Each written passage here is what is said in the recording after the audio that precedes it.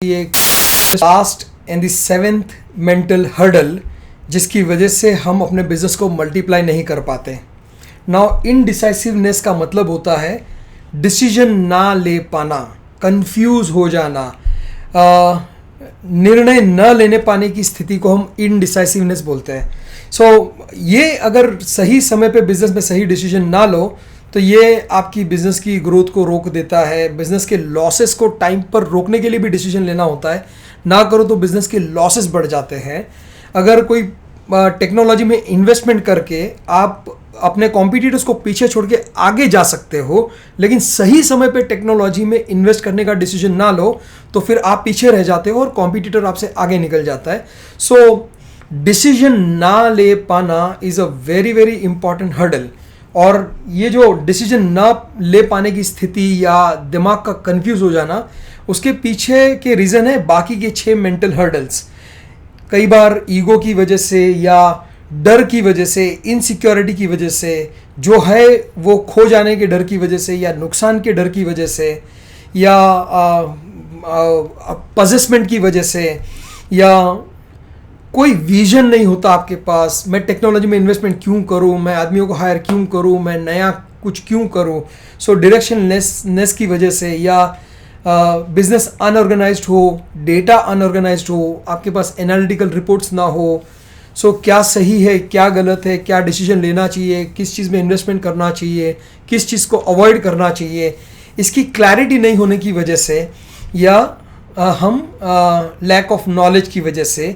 लेकिन ये सारे मेंटल हर्डल्स की वजह से जो 7वां मेंटल हर्डल जो क्रिएट होता है और जो बिजनेस को सबसे ज़्यादा असर करता है या नुकसान करता है, वो है इनडिसाइसिवनेस, यानी कि निर्णय ना ले पाना, कंफ्यूज हो जाना।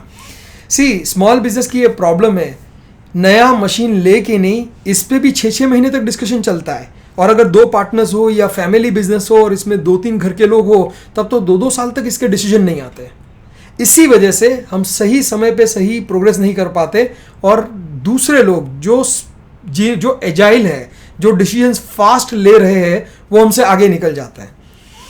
इन अ नटशेल, डिसीजंस को डिले करना यानी अपनी प्रोग्रेस को डिले करना। सही समय पे सही डिसीजन नहीं लोगे तो बिजनेस में दूसरों से पीछे रह जाओगे। Not taking a decision is also a decision.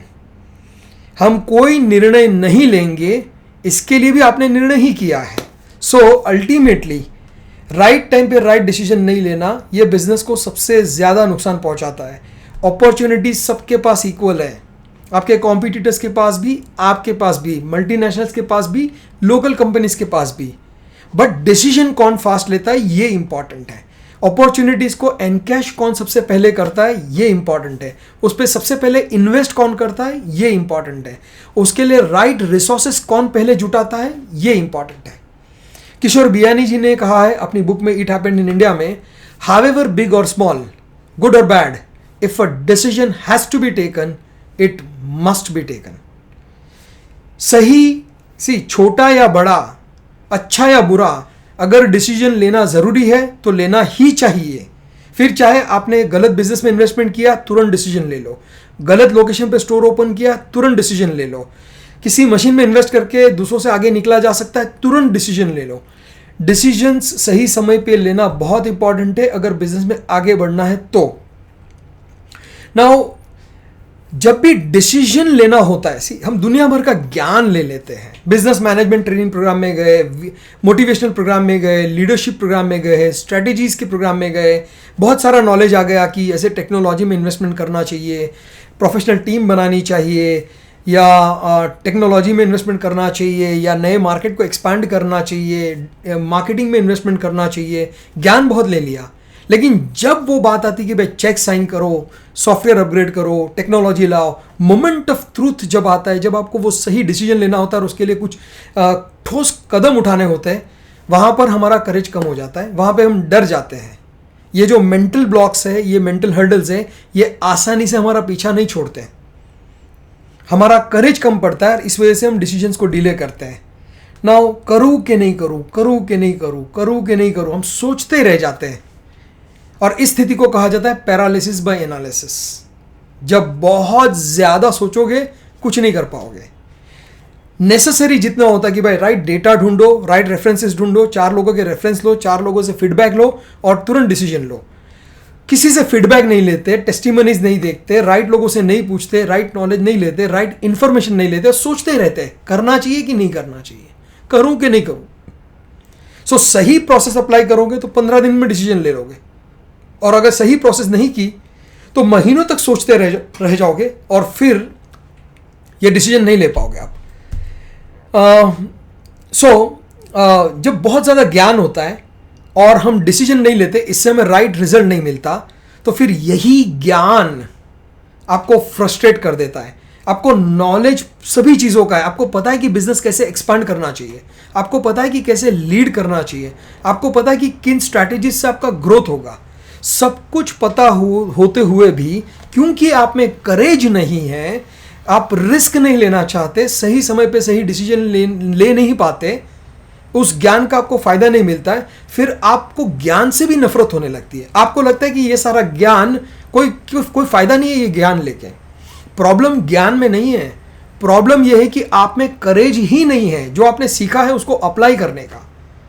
जो आपने सीखा है उस हिसाब से, आपको जो नॉलेज है उस हिसाब से डिसीजंस लेने का आपको करेज नहीं है, जिसकी वजह से आप फिर ज्ञान को कोसते हो।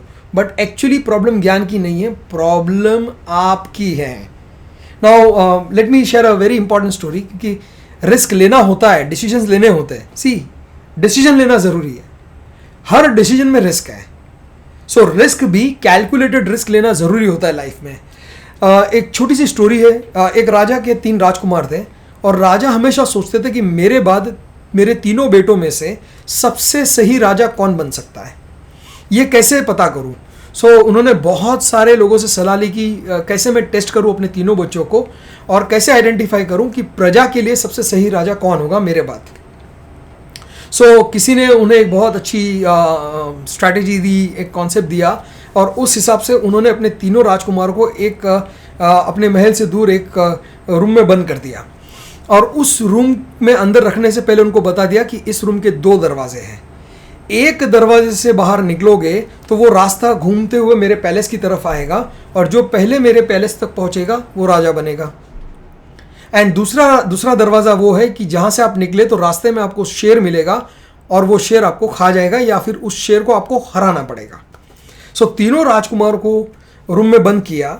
नाउ एक राजकुमार जो था उसमें पेशेंस नहीं था, वो ये सोच रहा था कि ये दरवाज़ा खोलूँ तब भी 50% चांसेस है कि शेयर होगा, या 50% चांसेस है मैं पैलेस पे पहुँचूंगा, वो खोलूँ तो भी 50-50 है। अब ज़्यादा क्या सोचना, आज नहीं तो कल कोई ना कोई दरवाज़ा तो खोलना ही है। उसने तुरंत एक दरवाज़ा खोला और एक्चुअली वो रास्ता था जहाँ पे शेर था और शेर उसको खा गया। नाउ ऐसे बहुत लोग हैं मार्केट में जो ज़्यादा सोचना नहीं चाहते हैं, इम्पेशेंट है और ऐसे ही रिस्क ले लेते हैं। ऐसे लोगों को कहा जाता है blind risk takers. Stock market में इन्वेस्टमेंट करना है, दूसरों ने कमाया मैं भी कमाऊंगा। प्रॉपर्टी में इन्वेस्टमेंट करना है, दूसरों ने कमाया मैं भी कमाऊंगा।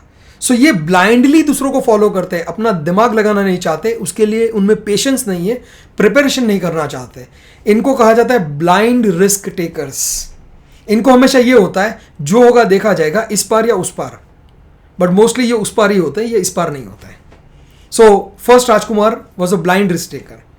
दूसरा जो राजकुमार था वो हमेशा कंफ्यूज रहता था, एनालिसिस बहुत करता था कि ये करूं कि ये करूं, ये दरवाज़ा खोलूं कि वो खोलूं, कैलकुलेशन बिठाएगा, ये करेगा, बहुत सोचेगा, लेकिन अल्टीमेटली सोच के उसका दिमाग पागल हो गया।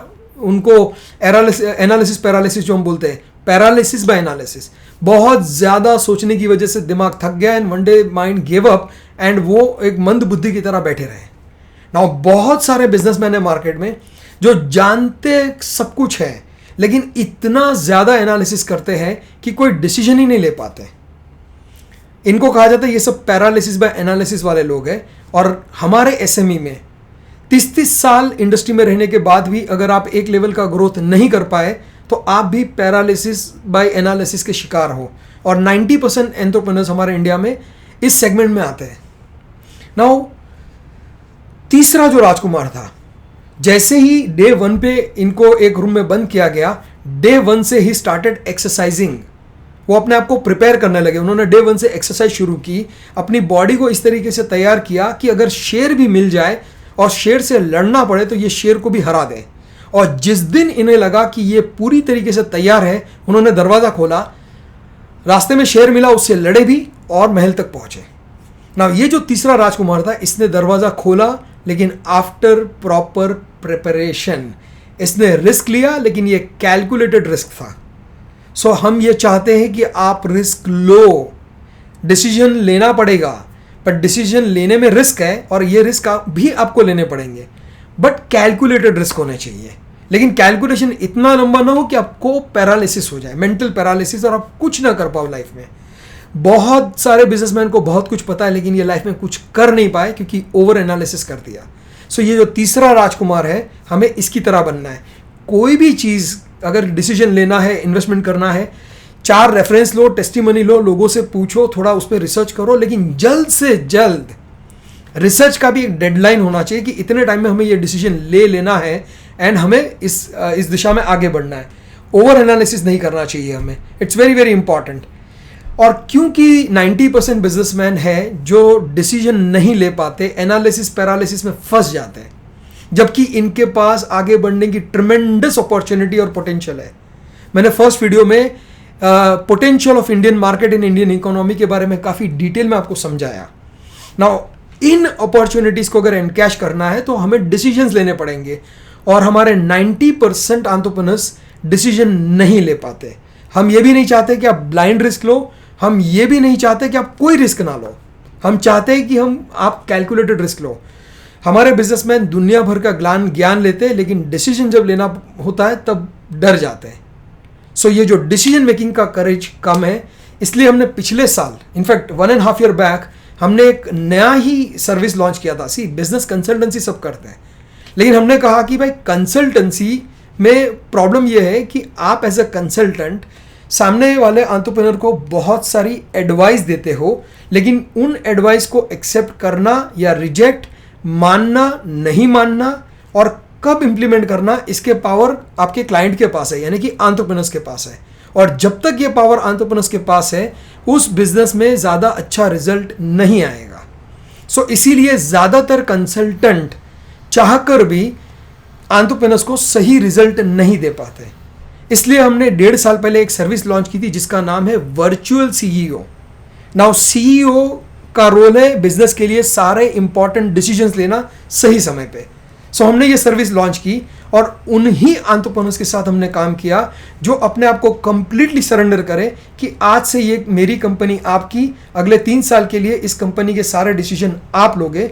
हमें कितना भी आता है, हम अपना ज्ञान बीच में नहीं घुसड़ेंगे, हम आपके रास्ते में रुकावट नहीं बनेंगे, और आप जो भी डिसीजन लोगे हम उस डिसीजन के हिसाब से अपने बिजनेस को चलाएंगे। सो जो एंटरप्रेन्योर खुद डिसीजन नहीं ले पाता बट एटलीस्ट सबमिट या सरेंडर करना चाहता है, उसमें वो मेंटल ह्यूमिलिटी है, उसके साथ फिर भी इस सर्विस के जरिए काम किया जा सकता है और उनका हाथ पकड़ के 3 सालों में उनको एक्सपोनेंशियल ग्रोथ, चाहे 5 टाइम्स ग्रोथ या 10 टाइम्स ग्रोथ पे ले जाया जा सकता है।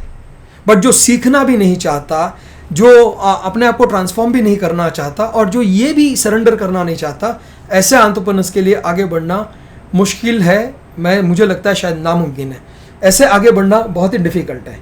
सो या तो आपने वर्चुअल सीईओ टाइप किसी सर्विस या ऐसे किसी मेंटोर के साथ आपने काम किया, या फिर इसका एक ऑल्टरनेटिव सॉल्यूशन यही हो सकता है, या तो आपके पास एक कोच होना चाहिए या वर्चुअल सीईओ टाइप कोई होना चाहिए, या फिर इसका सबसे